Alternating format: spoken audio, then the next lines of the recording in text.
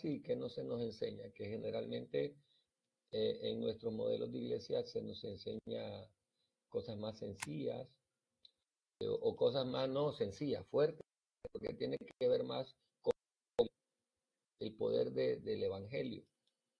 Y el evangelio no solo es poder, también es carácter. Solo estamos acostumbrados a vivir en el poder del Espíritu Santo, en dones, en milagros, en sanidades, que es necesario, es correcto. Es parte de la vida del cristiano, es el poder del Espíritu Santo. Y nuestros modelos de iglesia, sobre todo modelos pentecostales, enfatiza mucho en el poder del Espíritu Santo. En nuestros modelos de iglesia yo le digo siempre a mis consiervos, a mis hermanos, necesitamos milagros, sí, que se vean los milagros, que se vean las sanidades, que se vean las liberaciones. Y por lo menos desde nuestro modelo evangélico pentecostal, una de las evidencias de una liberación o de las características de una liberación es el vómito. Según nuestro modelo, la gente vomita, la gente convulsiona. Entonces, para el ministro es muy importante detectar si esas manifestaciones físicas de la persona que está siendo ministrada están evidenciando son de Dios, son del diablo o son del alma. Esa es la característica del crecimiento y de la madurez doctrinal y ministerial del hombre o de la mujer de Dios. Saber si la persona está convulsionando porque el Espíritu Santo la está tocando. Está convulsionando porque está demasiado emocionada y las emociones sobrepasaron a la llenura del Espíritu Santo, a la unción, porque a veces confundimos unción. Creemos que es unción cuando es una emoción descontrolada. Y nosotros le atribuimos a las emociones descontroladas, le atribuimos como que es el fuego del Espíritu Santo, ¿no? Y lo más seguro que esté ocurriendo lo que ocurrió en la iglesia de Corinto, a la cual Pablo reprendió y les dijo, sométanse, que sus espíritus, que sus almas se sometan a la unción, al Espíritu Santo, a la guianza del Espíritu Santo.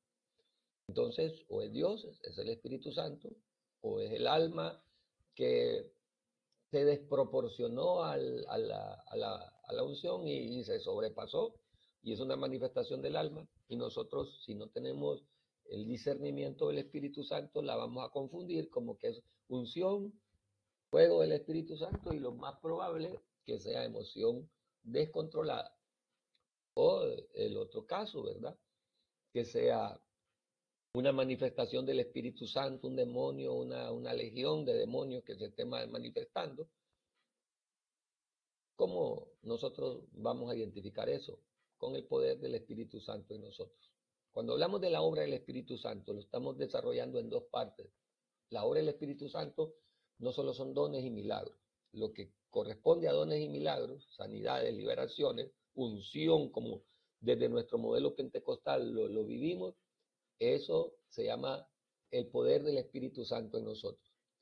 Pero cuando hablamos del desarrollo de vida, del desarrollo de carácter, del desarrollo de buen testimonio, a eso le llamamos el carácter del Espíritu Santo en nuestra vida.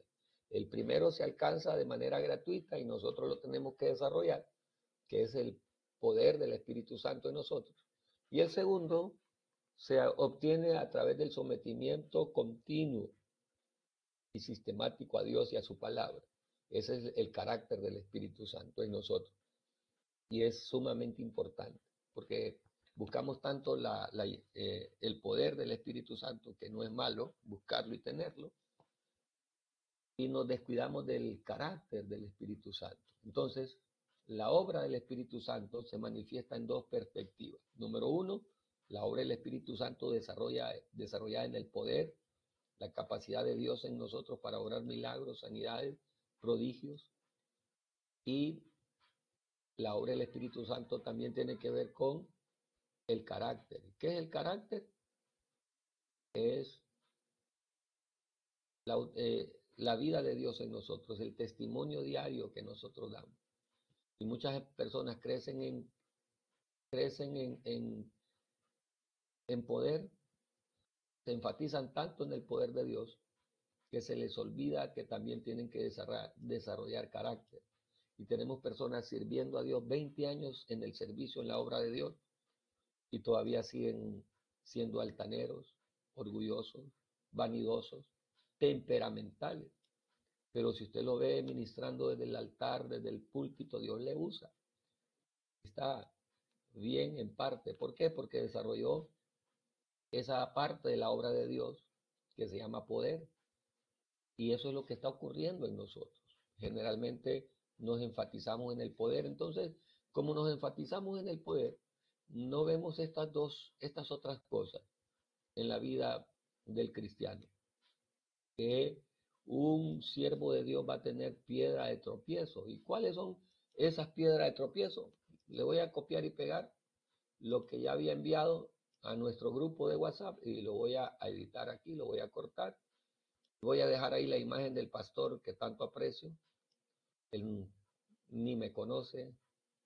No sé si un día tenga el privilegio yo de conocerle, pero no se imagino cuánto este varón de Dios ha sido de bendición para mi vida ministerial, porque sus predicaciones, sus enseñanzas han dado un equilibrio ministerial a mi vida. A buscar el poder de Dios, ¿sí? La unción, los milagros, las sanidades, pero también a desarrollarme en el carácter de Dios. Entonces, para que yo me desarrolle en el carácter de Dios, debo de luchar para vencer estas piedras de tropiezo. ¿Cuáles? El orgullo, pecados sexuales. ¿Quién no va a tener dificultades con su vida sexual? Y nosotros somos sexuales, por naturaleza somos sexuales. ¿Cómo no vamos a tener dificultades en nuestra vida sexual si es nuestra naturaleza? Y si nosotros no nos guiamos de Dios, nosotros no sometemos nuestro carácter a Dios. Una mala actitud. El orgullo es una mala actitud, pero cuando está hablando, una mala actitud va más allá de orgullo. La avaricia, que es lo que se predica hoy en los púlpitos cristianos. Avaricia disfrazada de fe. ¿Sí? La codicia, la avaricia disfrazada de fe. No es que no hay que creer de que Dios me va a proveer, pero ¿cómo diferenciar si lo que yo estoy manifestando es fe y no avaricia? Cuando yo le pido a Dios el motivo de por qué yo le pido, esa niña. el motivo por el que yo le pido a Dios, ese es el problema. ¿Por qué le pido yo a Dios? ¿Cuál es el motivo por el que yo le pido a Dios? El deseo sobrenatural de querer algo para satisfacer a mí mismo. Eso es avaricia.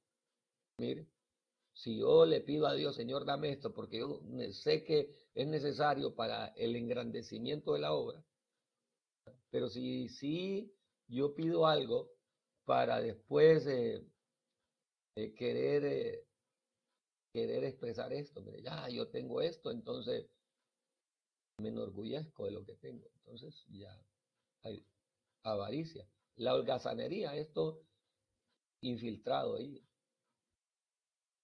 la holgazanería. Pero escuche la predicación, que no es esto, ¿verdad? Lo que vamos a dar hoy, solo es muy importante.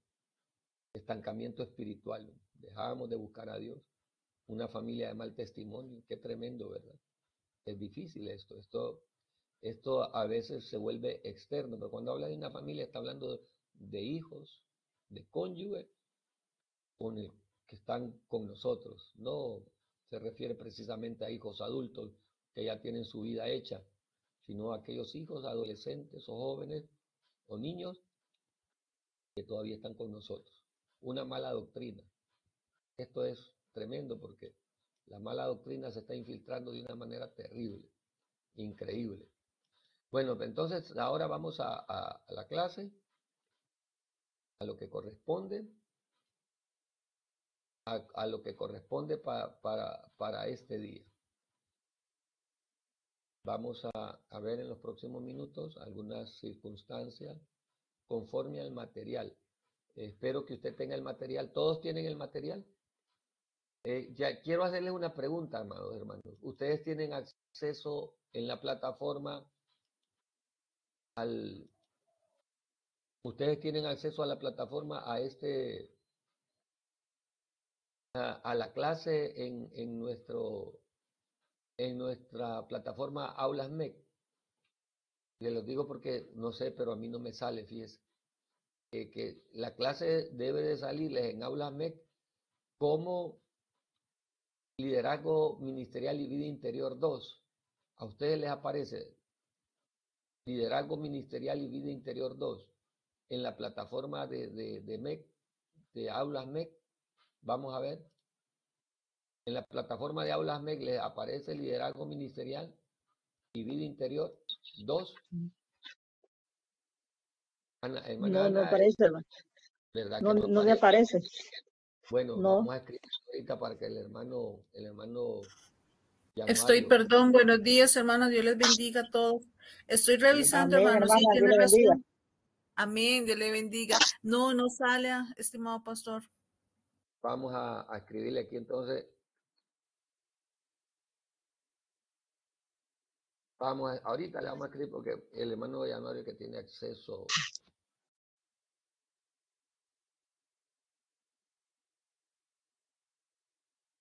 Vamos a ver. Ahorita le estoy escribiendo.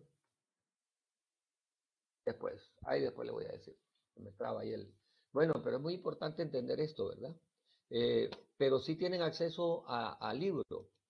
¿Tienen acceso al libro? Sí, al libro sí, hermano. Yo se los envié, ¿verdad? ¿Todos tienen acceso al libro? Sí. Hay 2 libros, Liderazgo Ministerial y Vida Interior 1, que abarca del capítulo 1 al capítulo 4, y Liderazgo Ministerial y Vida Interior 2, que abarca el capítulo 5 en adelante. Estamos viendo el segundo libro, Liderazgo Ministerial y Vida Interior 2. Entonces, ¿qué vemos en Liderazgo Ministerial y Vida Interior? Temas como este, que aparece ahorita. Introducción a la perspectiva integral y eterna. Estas palabras las vamos a estar viendo. Introducción a la perspectiva integral y eterna, eterna y de gozo, cosas como eso. Entonces, integral significa completo, completo y que dura para siempre. La perspectiva de Dios es así, es completa porque abarca todos los aspectos de nuestra formación y es progresiva hasta tal grado de convertirse en eterna. Entonces, esa perspectiva integral habla de que debemos de formar nuestra relación espiritual, nuestra vida espiritual. ¿Y cómo la vamos a formar nuestra vida espiritual? A través de las disciplinas. O sea que no puede haber una perspectiva integral y eterna si no hay una vida de disciplina cristiana. Y esa disciplina cristiana tiene que ser holística. ¿Qué significa holística? Que lo abarque todo, todo. Todos los aspectos de nuestra vida de crecimiento tienen que ser cubiertos. No es fácil, ¿verdad, hermanos? No es nada fácil la vida en la formación ministerial, porque lo debe de abarcar todo. Y por lo general nosotros nos desarrollamos en una parte y no en otra.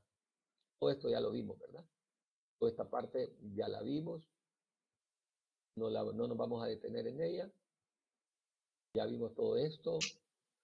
En la semana pasada estuvimos viendo esta situación. Introducción a la perspectiva divina y de gozo. Y con la hermana Odi, está la hermana Odi por aquí. No está hoy la hermana Odi, ¿verdad? Bueno, quedó grabado, hermana Odi. Estoy bromeando. Que Dios no es fluctuante. Dios no es fluctuante.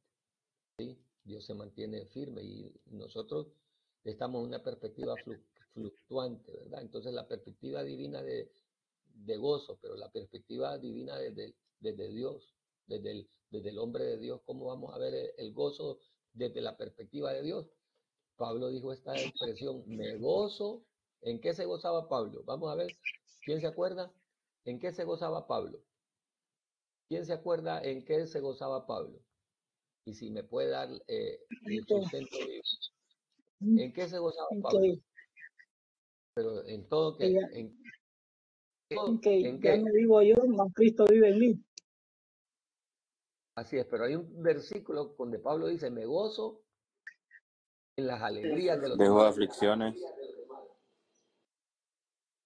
en las aflicciones. ¿Qué dice Así. Colosenses 1:24? ¿Ah? Y Colosenses 2:19. ¿Quién me busca Colosenses 1:24? Colosenses 1:24. Colosenses 1:24, ¿qué dice?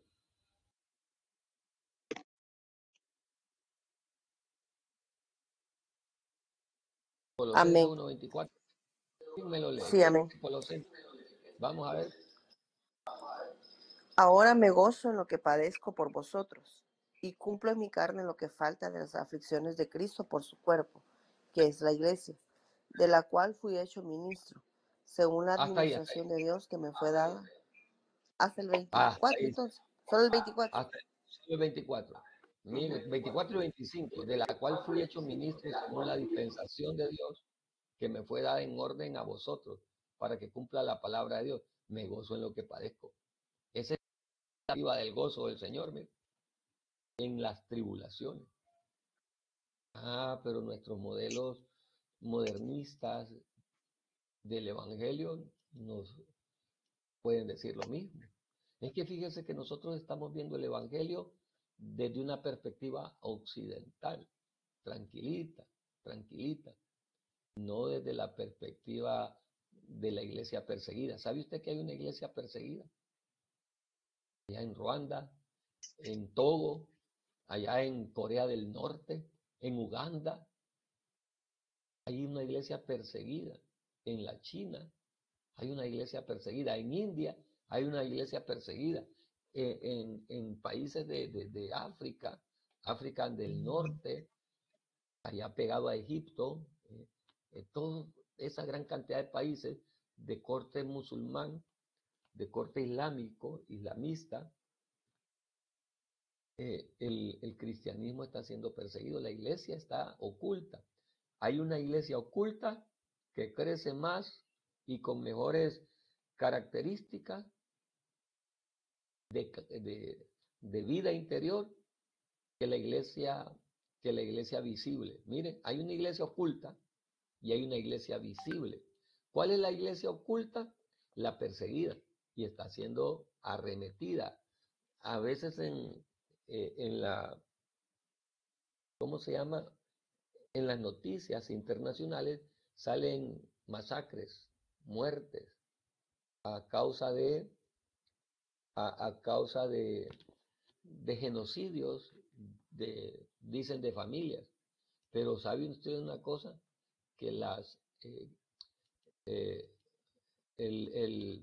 los medios internacionales, los noticieros internacionales exponen el verdadero propósito, la verdadera causa de esas masacres. Por lo general son personas contra el cristianismo matando a cristianos, a sectas.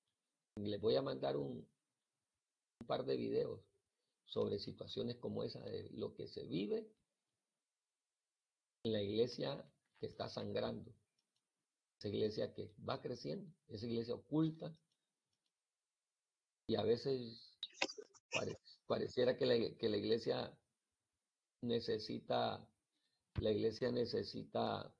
ser perseguida. Una iglesia que no es perseguida crece mucho en esto, mire, envidia y el orgullo. Y hablábamos en la clase anterior que hasta yo le puse ahí la avaricia, la envidia y el orgullo. ¿Qué es la envidia?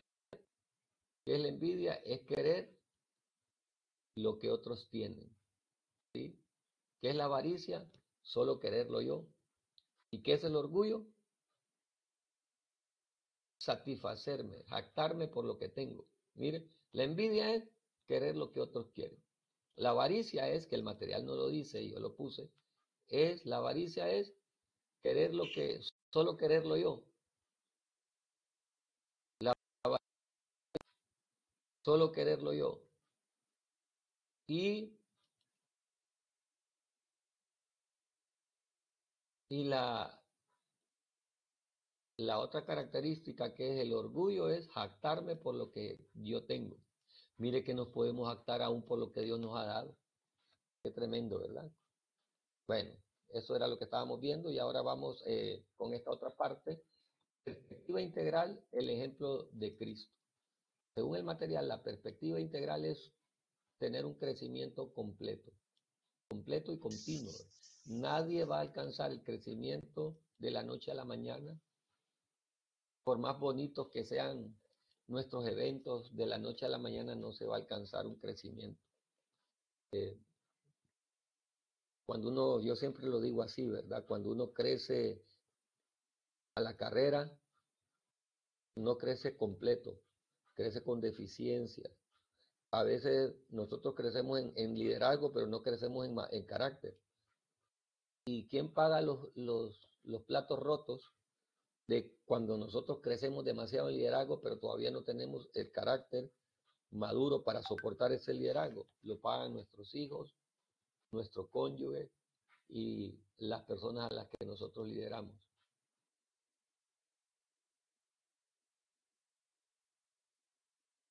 Nuestros hijos, nuestros cónyuges, así no se puede crecer a la carrera, no se puede crecer a la carrera, sino sin tener las consecuencias, sin tener las consecuencias. Así que vamos a continuar. La perspectiva integral. Dice Pablo en Filipenses 1:6, y estando persuadido de esto, que aquel que comenzó en vosotros la buena obra, la perfeccionará hasta el día de Jesucristo. Entonces vamos a ver aquí, la perspectiva integral, involucrándolo todo, el todo, el todo. Ahí le puse al todo, pero es el todo, involucrando el todo. Entonces, esa perspectiva integral requiere una obediencia general. Qué difícil es obedecer, ¿verdad? A la palabra, ¿verdad? A la palabra. Y eso indica que hay que seguir la plenitud. Como dijo Pablo, no es que ya lo haya logrado, ni que sea perfecto, sino que ¿a dónde seguía Pablo? ¿A quién seguía Pablo? ¿O a dónde seguía Pablo? A la meta, ¿verdad? A la meta. A la meta. A eso seguía Pablo. Digo, a la meta. Entonces, hay que tener objetivos claros de qué queremos, hacia dónde queremos llegar, pero según el orden de Dios, qué es lo que Dios quiere para nosotros, hasta dónde quiere Dios que nosotros lleguemos, a dónde quiere Dios que nosotros lleguemos, qué es lo que Dios quiere que alcancemos. Vamos a la palabra, vamos a la palabra. Bueno, vamos a continuar por aquí.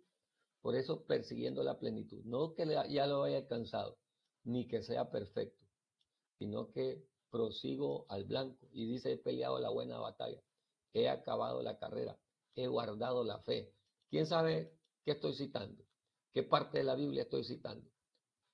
Vamos a ver, he peleado la buena batalla, he acabado la carrera, he guardado la fe.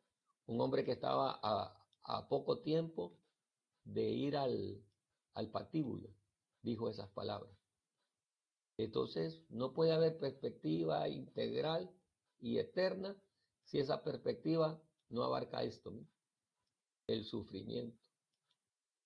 Imagínense que la Biblia habla de sufrimiento. La Biblia, en la perspectiva de crecimiento, no va a haber un crecimiento completo, no va a haber un crecimiento, una madurez completa si esa madurez no conlleva sufrimiento.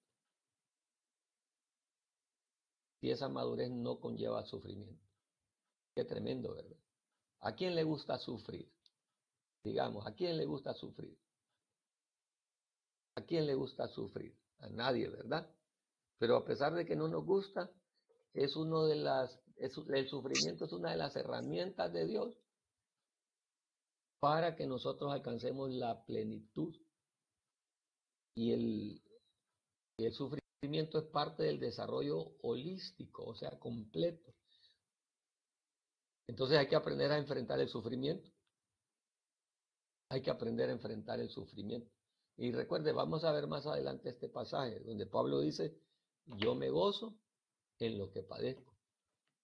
Y a pesar de que esta perspectiva integral está desarrollada para que nosotros como hombres y mujeres de Dios lo vivamos, lo vivió primero Cristo. Cristo fue obediente.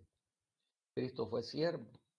Entonces, en el capítulo 2 de Filipenses encontramos ahí el modelo de Jesús, ¿verdad?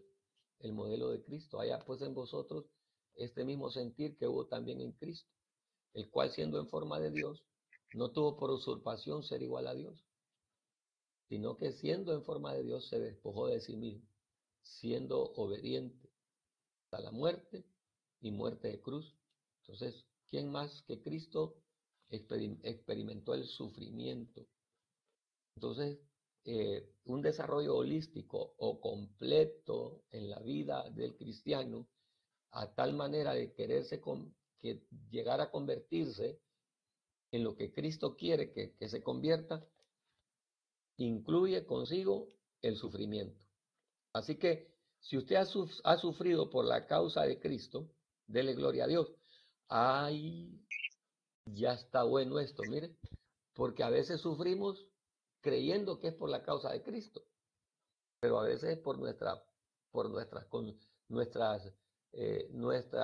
propias acciones. Entonces hay que discernir cuando el sufrimiento es por causa de la obra o cuando el sufrimiento es a causa de nuestra formación todavía a medias. Porque si usted está sufriendo con su cónyuge, pero es porque usted ha provocado ese sufrimiento, quiero darle una mala noticia. Eso no es el sufrimiento de Cristo. Eso es sufrimiento suyo, provocado por usted, por su forma de ser, por su forma de contestar, por su forma de comportarse. Cuando el sufrimiento lo provoca su orgullo, ¿sí? Cuando el sufrimiento lo provoca su vanidad, o mi orgullo, cuando el sufrimiento lo provoca, ya vamos a ver. Cuando el sufrimiento es provocado por aquellas situaciones de orgullo que miramos. Cuando el sufrimiento es provocado por mi orgullo, por causa de mi pecado sexual, que alguien diga yo estoy sufriendo, pero si está sufriendo porque su pecado fue revelado y está en disciplina, no es por causa de Cristo, es por usted. Usted está sufriendo por cualquiera de estas circunstancias. Entonces no confundamos, ¿verdad? No confundamos en este aspecto. Entonces, enfrentando el sufrimiento, y cuando el sufrimiento es por causa de Cristo, hay una esperanza celestial que nos va a dar un mejor desarrollo en la existencia eterna. Cristo sufrió, pero no sufrió por sus condiciones, su carácter, su mala formación, sino sufrió por amor, por amor. Entonces, cuando usted sufra en Cristo, en la obra de Dios, hay que discernir si estamos sufriendo porque nosotros dimos lugar o porque es parte del desarrollo cristiano, cuando alguien es perseguido. Dice la Biblia, el sufrimiento trae llanto, ¿verdad? Trae dolor, trae lágrimas. Y la Biblia, el mismo Cristo nos dijo, bienaventurados los que lloran, porque ¿qué va a pasar con los que lloran? Ellos recibirán consolación. Bienaventurados los que lloran. Ellos recibirán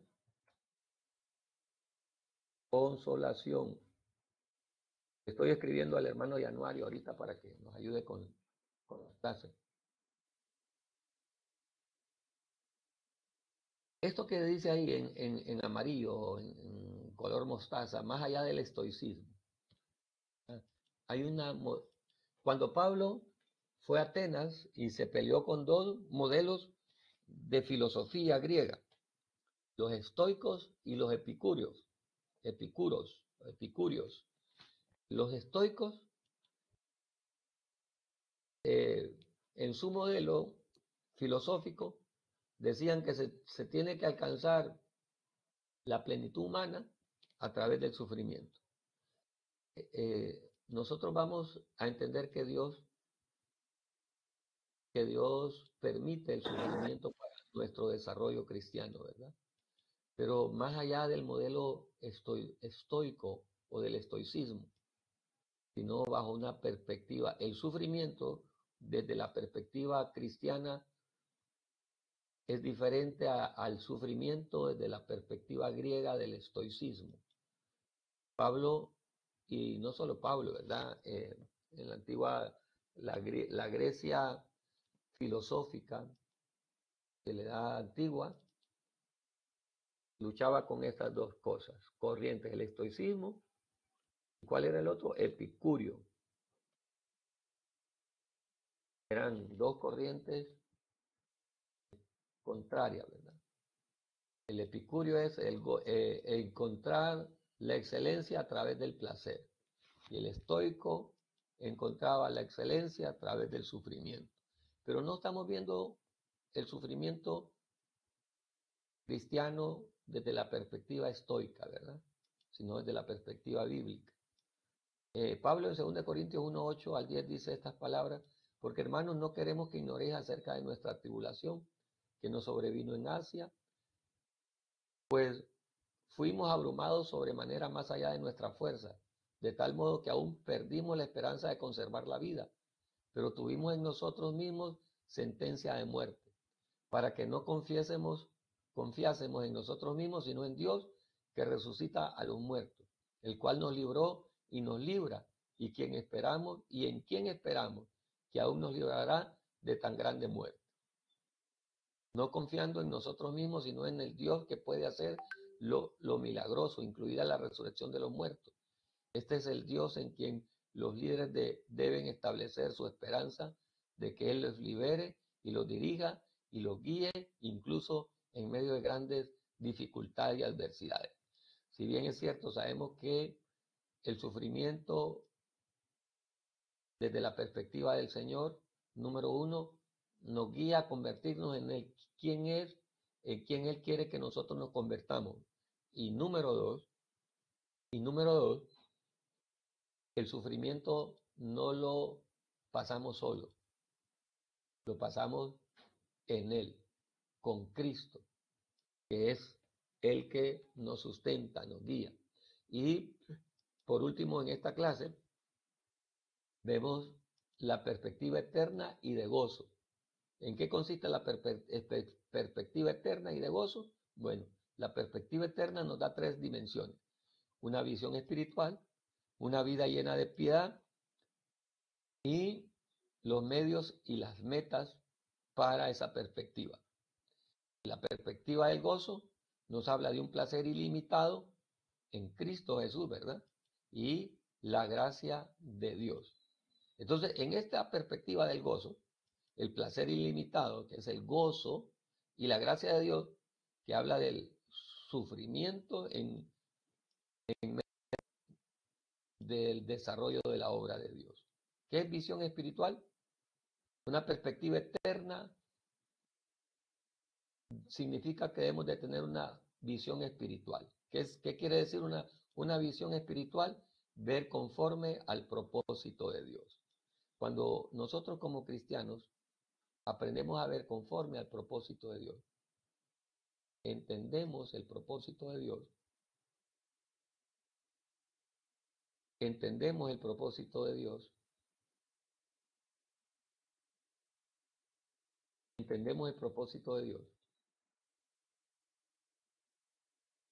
nuestra vida cambia. La visión espiritual significa entender el propósito de Dios.